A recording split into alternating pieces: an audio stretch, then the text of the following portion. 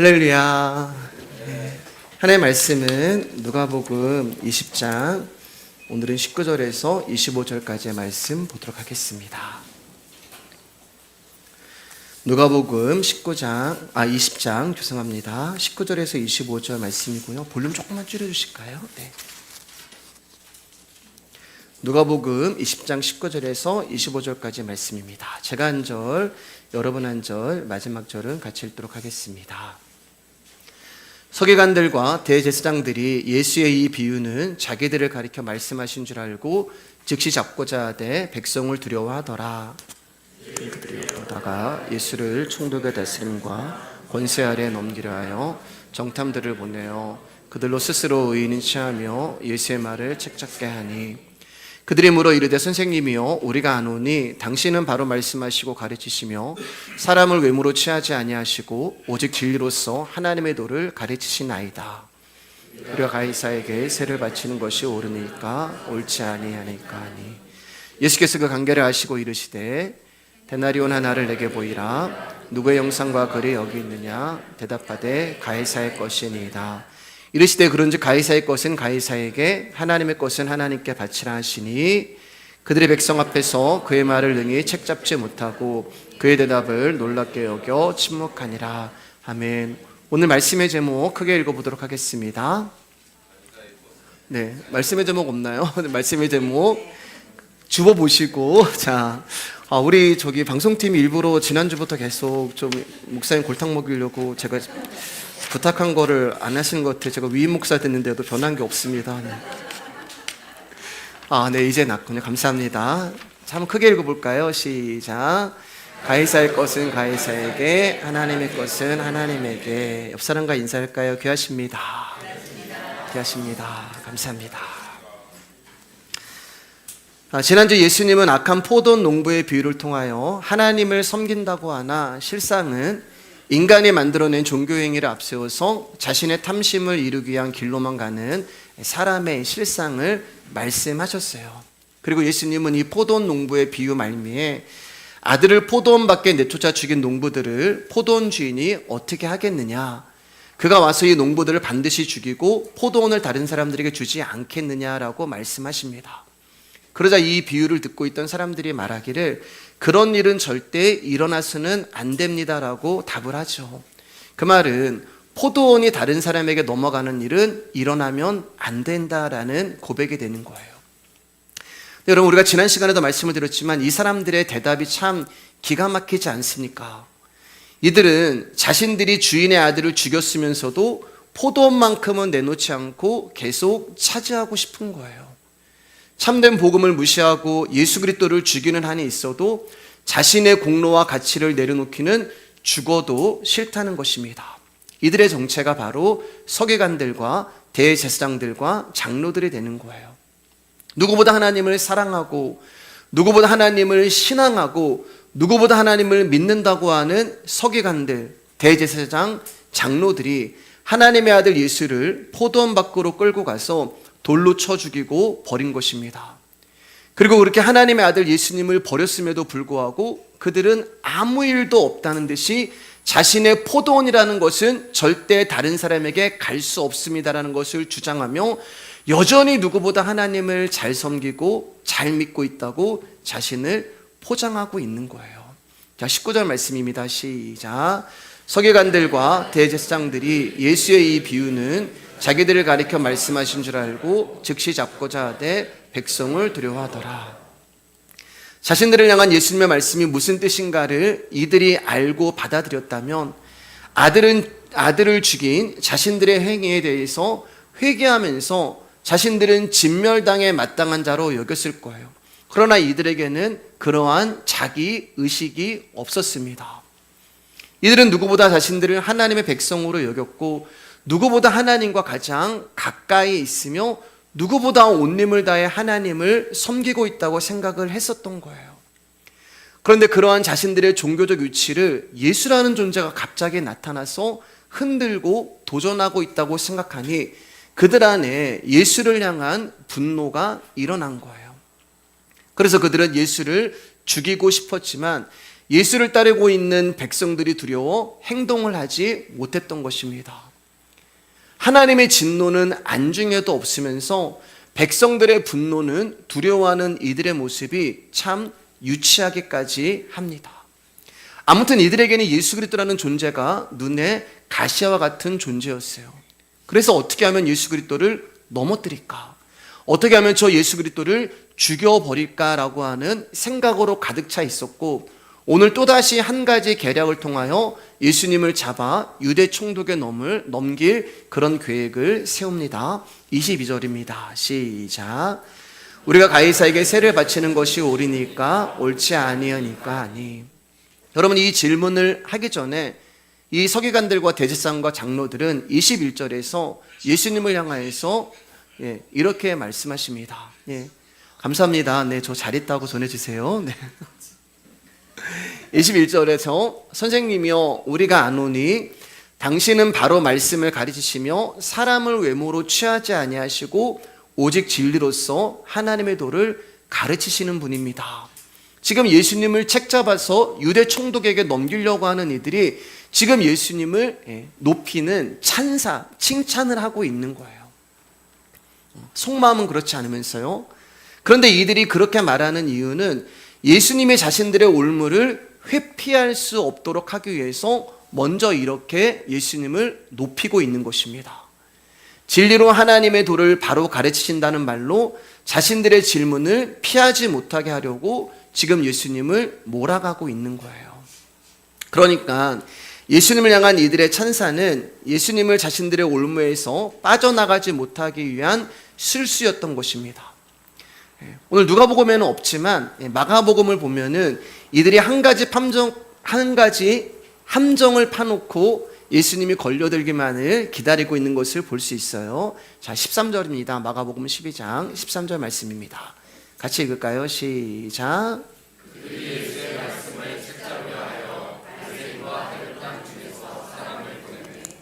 자, 누가복음에는 없지만 병행구절인 마가복음을 보면은 이 자리에 한 사람이 더 있었어요. 한 무리가 더 있었어요. 이 자리에는 예수님과 제자들이 있었고, 그리고 대제사장과 서기관들이 있었고, 또 바리새인과 헤롯 당원이 함께 있었어요. 여러분, 바리새인이라고 하는 존재는 대제사장, 서기관, 장로들과 같은 편이기 때문에 한 편이라고 말할 수 있고, 헤롯 당원들은 이들과 정반대의 입장에 있는 사람들이었습니다. 헤롯 당원들은 유대인이지만 헤롯 왕조를 추종하는 사람들을 말하는 거예요. 즉 로마가 이스라엘을 통치해야 합니다. 그것에 찬성하고 환영하는 사람들이 바로 헤롯 당원들이 되는 거예요.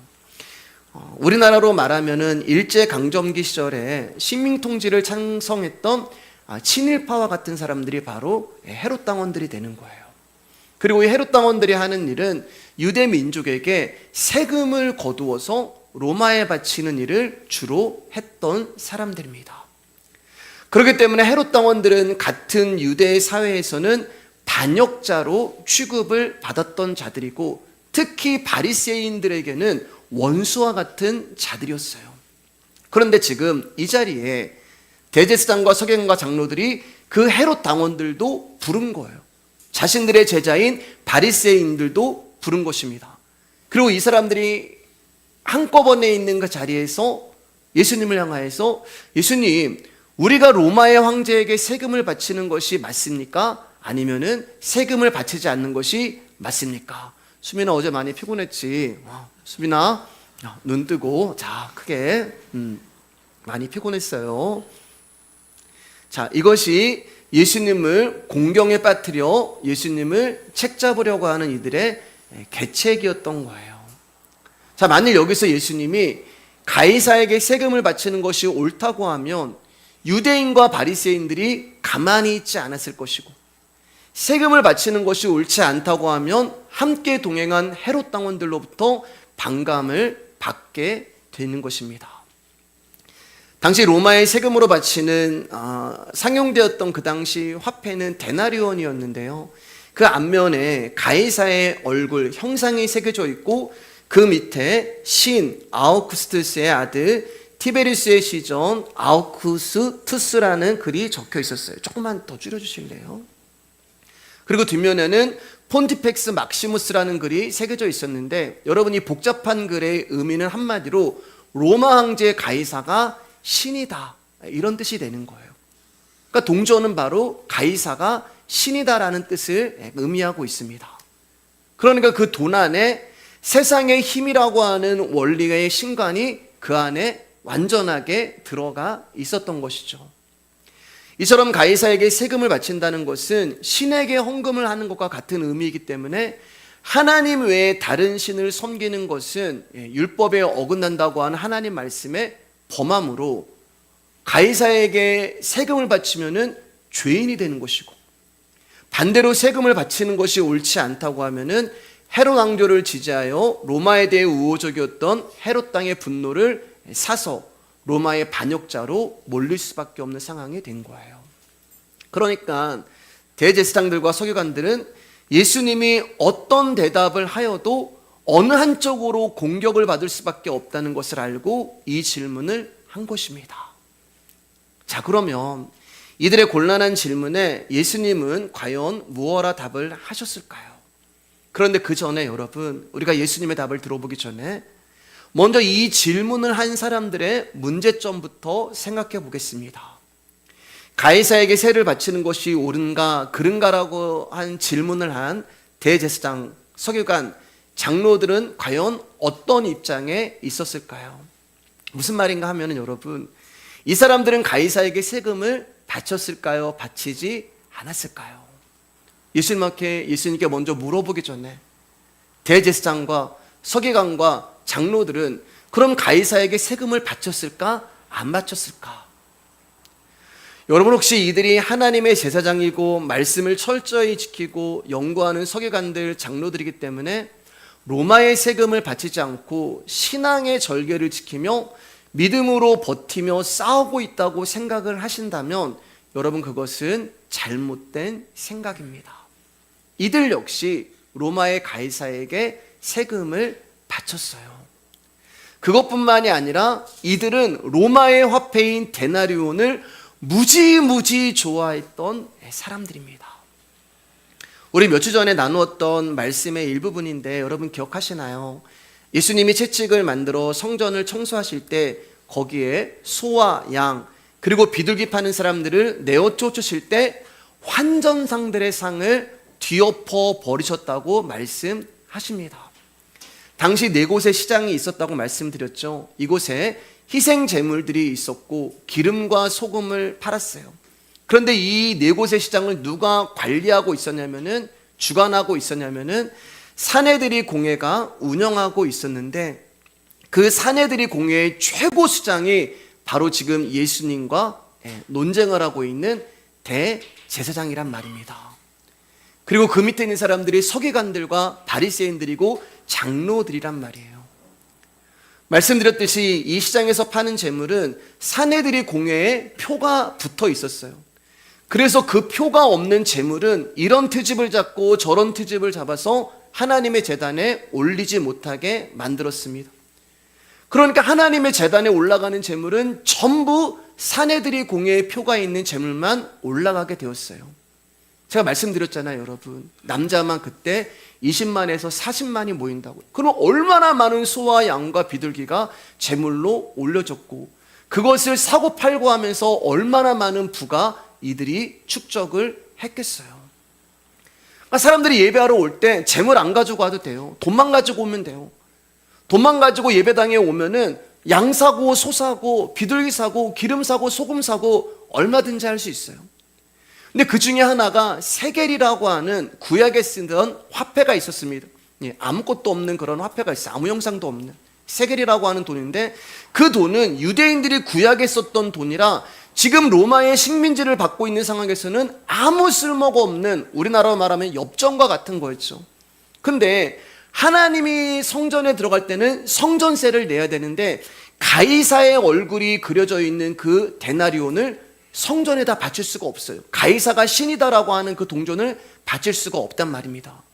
그래서 구약에 썼던 세겔이라고 하는 동전을 바쳐야 되는데, 그 세겔이라고 하는 돈이 쓰이지 않는 돈이기 때문에 없었단 말이에요. 그래서 그 쓰이지 아니하는 세겔을 이 사내들이 공회의 장로들이 환전상을 만들어서 환전을 해줬어요. 데나리온을 갖고 오면은 세겔로 바꿔주는데, 문제는 뭐냐면은 그 수수료를 떼는데 50%를 뗐단 말입니다. 그러니 제사장들과 서기관들과 장로들과 또 성전에서 일하는 모든 사람들이 얼마나 많은 하나님 앞에 예배드린다는 것을 통하여서 부를 축적을 했겠어요. 시온산뿐만 아니라 시온산 밖에서도 장사를 하고 사업을 하고 돈을 버는 수단과 목적이 되어 버린 거예요. 그런데 지금 그러한 자들이 가이사에게 바치는 세금을 문제 삼아 예수님을 잡아 죽이려고 하는 거예요. 자신들은 고민하지도 않고 율법을 어기고 있으면서, 자신들은 고민하지도 않고 엄청난 죄를 짓고 있는 부정한 자들이면서 자신들의 문제에 대해서는 관대하고 눈을 감고 있으며 예수님만 미워하고 예수님을 판단하고 있다는 것입니다. 여러분, 우리가 이들의 모습을 통하여서 깨달아야 하는 것은 형제를 미련하다고 하고 신앙이 없다고 판단하고 조롱하기 이전에 내가 먼저 미련한 자고 내가 신앙이 없고 믿음이 없는 존재라는 것을 알아야 하는 거예요. 자신의 악함으로 인해 하나님을 찾고 제대로 그분의 사랑을 알게 되었다면, 또한 예수 그리스도의 십자가 아래서 나의 추악한 모습을 진심으로 보게 되었다면, 여러분, 우리가 어떻게 형제를 미워할 수 있고 형제를 판단할 수가 있겠어요? 그것은 하나님의 사랑을 모르는 것이고 하나님 사랑밖에 있다는 증거가 되는 것입니다. 그럼에도 불구하고 하나님께 예배를 드리고 뭔가 바쳤다는 것으로 자신의 신앙을 자랑하고 성도로 여기고 복을 얻고자 한다면 그것이야말로 하나님 앞에서 악을 쌓는 결과가 되는 것이고, 그 자들이 바로 우리가 지난주에 봤던 악한 농부요, 오늘 예수님과 논쟁을 하고 있는 대제사장과 서기관과 장로들이 되는 거예요. 23절 24절입니다. 시작.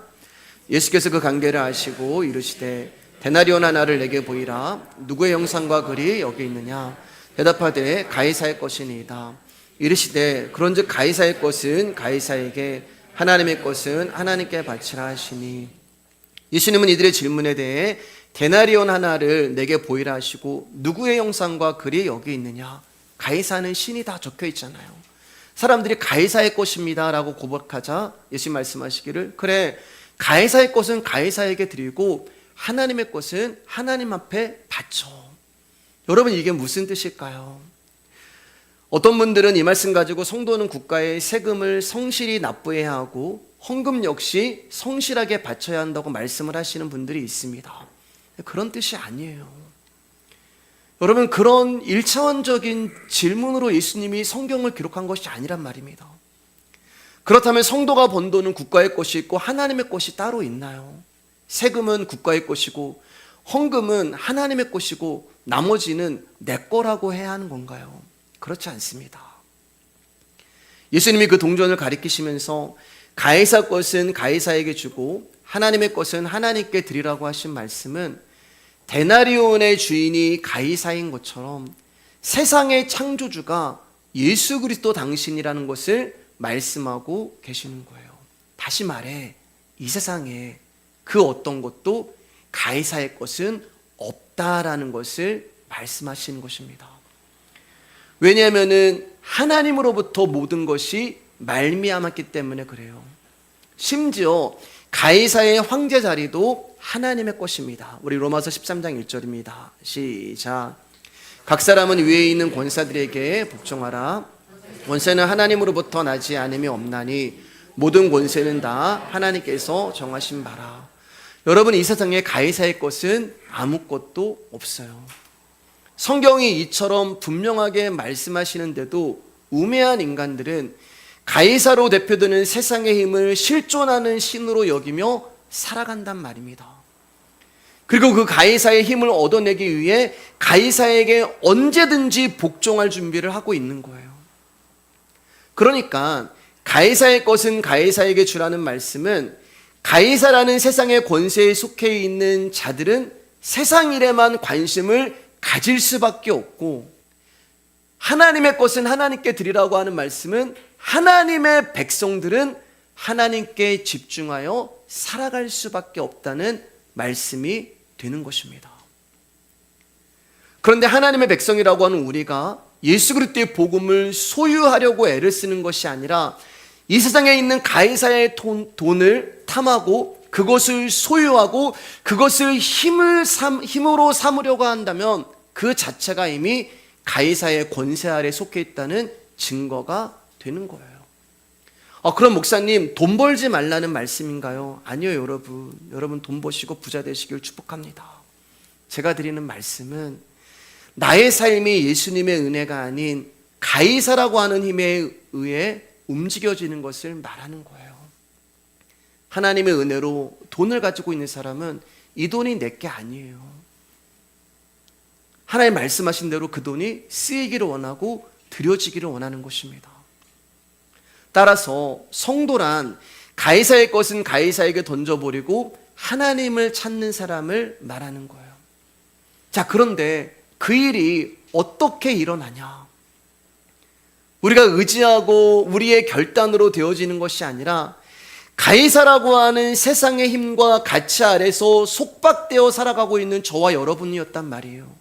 그게 전부인 줄 알고, 이 땅의 돈이 전부인 줄 알고, 그 돈에 나의 목숨을 걸고 그것이 나의 힘인 줄 알고 그것만 해서 달려가던 저와 여러분들을 예수 그리스도라고 하는 존재가 찾아오셔서 우리를 당신의 소유로 만들어 주심으로 말미암아, 이 세상의 힘이 돈이 아니라 하나님이구나. 나에게 힘이 되고 나에게 생명을 주고 나에게 모든 것을 줄 수 있는 것은 이 세상의 가이사가 아니라 하나님이시구나. 그것을 알게 해주시는 거예요. 우리의 의지와 결단이 아니란 말입니다. 베드로전서 2장 9절 10절입니다. 크게 시작.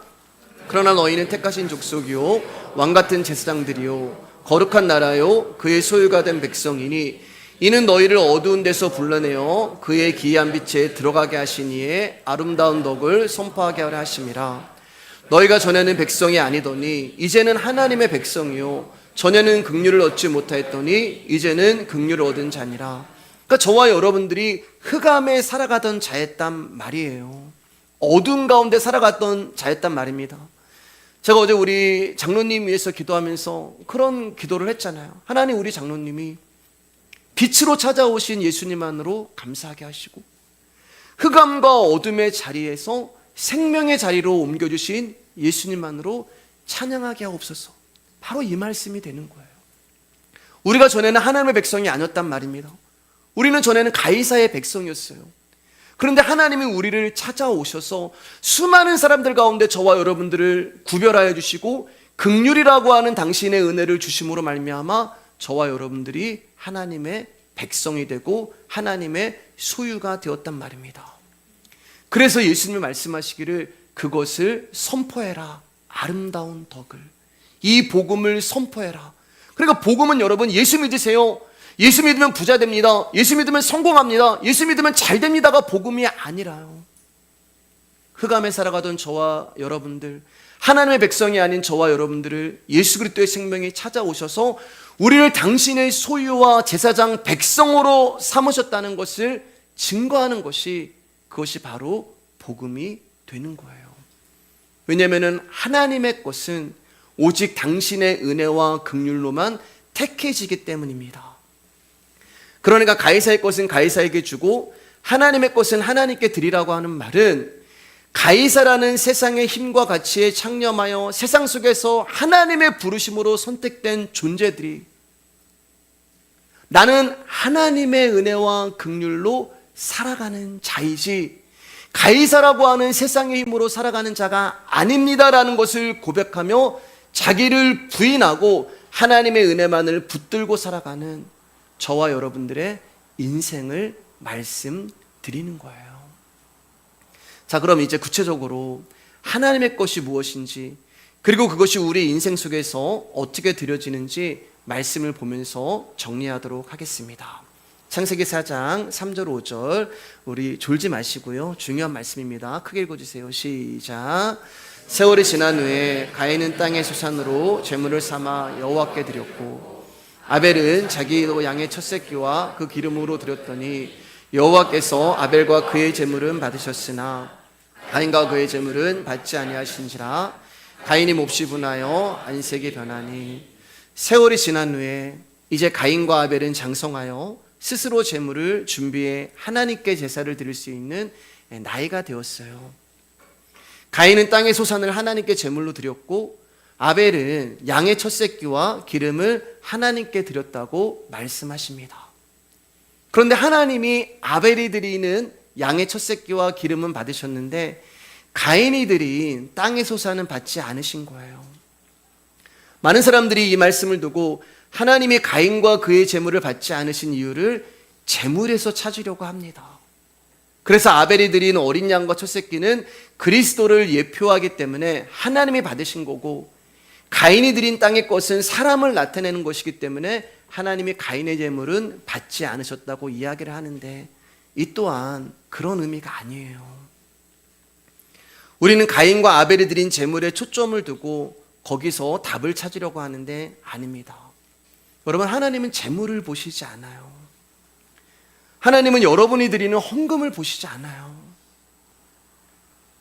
헌금의 액수에 많고 적음도 보시지 않아요. 하나님은 여러분들이 드리는 제물을 보시고 그 사람을 판단하거나 차별하는 분이 아니시란 말입니다. 왜냐하면 하나님 앞에는 좋은 제물, 나쁜 제물의 구별이 없어요. 그 이유는 제물로 하나님을 기쁘시게 하고 하나님의 마음을 움직일 수 없기 때문에 그렇습니다. 그러니까 우리가 드리는 제물을 하나님이 받으시고 기뻐하신다는 것은 하나님을 전혀 알지 못하는 인간의 선악 개념에 의한 생각일 뿐이에요. 그렇기 때문에 가인과 아벨이 드리는 제물에는 아무런 문제가 없어요. 구약에 보면 소제라고 하는 제물이 있거든요. 그거는 곡식을 드리는 거예요. 그래서 가인이 드린 제물도 문제가 없었고 아벨이 드린 제물도 문제가 없었단 말입니다. 그런데 왜 하나님은 아벨의 제물은 받으시고 가인의 제물은 받지 않으셨을까? 우리 4절 5절을 다시 보시면 하나님이 제물을 받으실 때 아벨과 그의 제물, 가인과 그의 제물 이렇게 말씀하세요. 제물이 먼저 오지 않고 사람이 먼저 온단 말입니다. 무슨 말씀인지 아시겠어요? 하나님이 받으시는 것은 제물이 아니라 사람이라는 거예요. 그러니까 하나님은 아벨의 제물을 받으시기 전에 아벨이라고 하는 사람을 먼저 연락하시고 받으신 거예요. 그렇기 때문에 하나님이 받으신 그 아벨이 제물을 드리니까 그 제물까지 같이 받으신 거예요. 왜 여러분? 아벨은 하나님이 선택하고 부르신 당신의 자녀이기 때문에 그렇습니다. 아멘. 네. 여러분, 아벨은 하나님이 택한 사람이에요. 저와 여러분들 하나님이 선택하고 부르신 자들이잖아요. 그렇기 때문에 하나님은 저와 여러분들이 하나님 앞에 드리는 많고 적음을 보는 게 아니라 내 자녀를 보는 거예요. 그래서 여러분들이 드리는 모든 제물은 하나님 다 받으시는 거예요. 다시 말해 하나님이 아벨을 선택하셨기 때문에 아벨의 제물을 받으시는 거예요. 가인을 선택하셨다면요, 가인과 그의 제물을 받으셨을 거예요.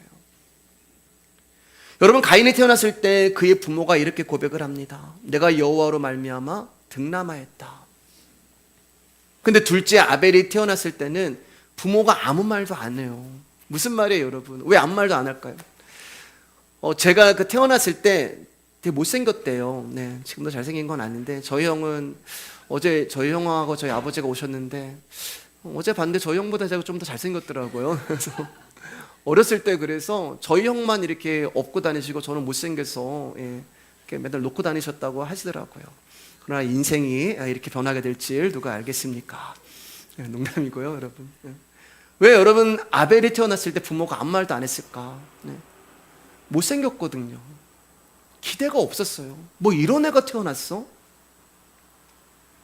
가인은 사람에게 선택을 받았고 아벨은 하나님께 선택을 받은 거예요. 즉 아벨이라고 하는 존재는 사람에게는 선택되어지지 않았지만 하나님의 긍휼하심으로 선택을 받은 자가 아벨이고 그 못생긴 자가 바로 저와 여러분이란 것입니다. 자, 옆 사람과 인사할게요. 축복합니다. 근데 재밌는 것은 아벨이 드린 양의 첫 새끼와 기름은 레위기에 가서 나와요. 레위기에서 하나님이 너희들은 이렇게 제사하라, 너희들은 이렇게 제물을 바쳐라라고 이야기했을 때 하나님이 어린 양과 그 기름을 바쳐라라고 말씀하십니다. 근데 모세 때나 가야 나오는 그 내용이 지금 창세기에 쓰여져 있단 말이에요. 그 말은 아벨은 레위기를 모르는데 어떻게 하나님이 원하시고 하나님이 받으시는 양의 첫 새끼와 기름을 드릴 수 있었냔 말입니다. 정확하게. 이 말은 아벨은 하나님이 원하시고 받으시는 것이 무엇인가를 정확하게 알고 있었다는 말이 되는 거잖아요. 그럼 어떻게 알았을까? 레위기에 가서 나오는 말을 어떻게 창세기의 아벨이 알았을까? 그 답이 제가 뭐라고 말씀드렸어요, 여러분? 3절에 세월이 지난 후에. 제가 참 좋아하는 말씀입니다. 이 문장 속에 그 답이 있는 거예요. 즉 하나님이 우리의 인생, 세월이라고 하는 것은 우리의 인생이잖아요. 오랜 세월 동안 아벨이라고 하는 인생 가운데 무슨 일을 하신 거예요. 아벨이 처음부터 어린 양과 첫 새끼 드리지 않았어요.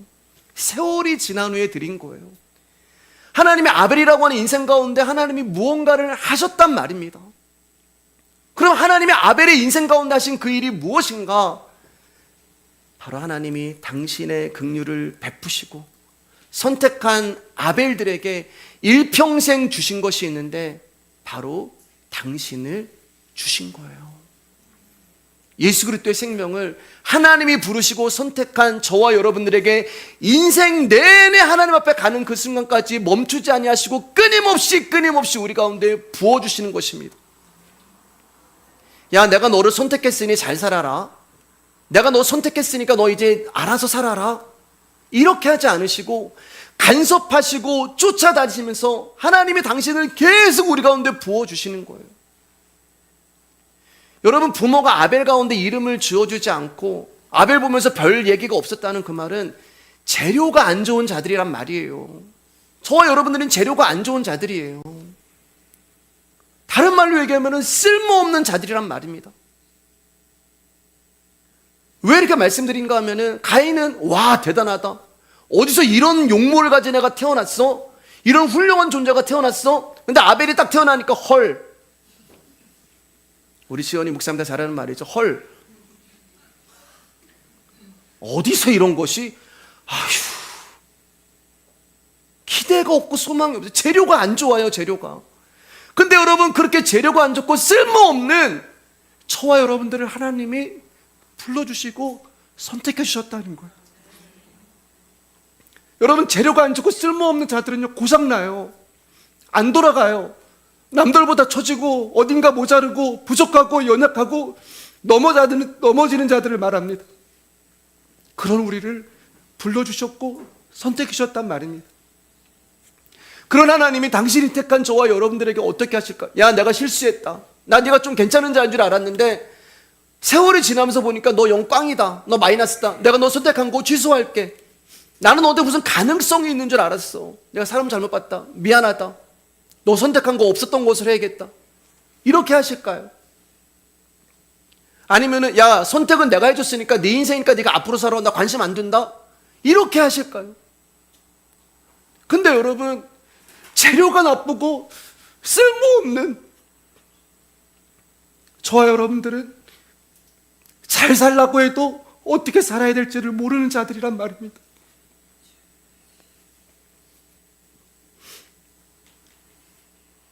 어떻게 우리의 인생을 살아야 될지 모르고 어디로 가야 할지도 모르고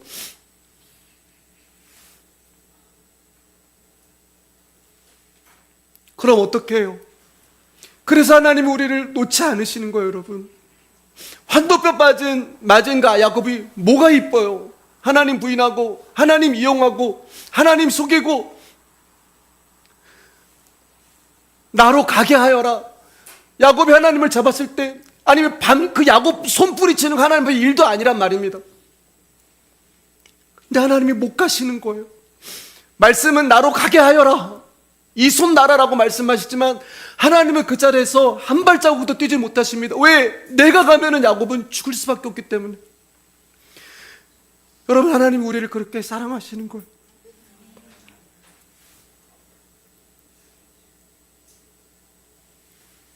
만약 그분이 우리를 책임지지 않으시고 신경을 써주지 않으시면 우리는 죽을 수밖에 없고 고장날 수밖에 없고 썩을 수밖에 없고 망가질 수밖에 없고 죄를 지을 수밖에 없고, 그래서 그분이 졸지도 주무시도 아니하시며 우리를 돌봐주시는 것. 왜 이렇게 하실까요, 여러분? 하나님 아무 이유 없습니다. 아무 이유 없어요. 단지 저와 여러분이라는 존재를, 쓸모없고 이 후진 인간을 하나님이 선택해 주셨기 때문에 그분이 책임을 지시는 거예요. 그래서 은혜라는 것입니다. 사실 아벨의 나이가 나오지 않아 정확히 몇 살인지는 모릅니다. 그러나 여러분, 아벨의 나이가 몇 살인 게 중요한 게 아니에요. 중요한 것은 세월이 지났다는 것입니다. 그 말은 적어도 10대는 아니란 말이잖아요. 20대는 아니란 말이잖아요. 적어도 오랜 시간을 살아서 이제는 나의 인생을 좀 돌아볼 나이가 되었다는 것입니다. 우리도 인생이 있고 우리도 세월이 있어요. 어떤 분은 60년, 어떤 분은 50년, 어떤 분은 40년, 30년, 20년. 여러분 한번 생각해 보세요. 지금까지 살아온 여러분의 인생이라는 세월을 돌이켜 볼 때 누가 일하셨냐고요. 제 50대의 제 인생을 돌아볼 때 누가 제 인생에 일을 하셨냐고. 그때는 이해도 안 됐고 그때는 힘들었고, 내가 하나님 사랑하는데 왜 이런 일이 일어납니까?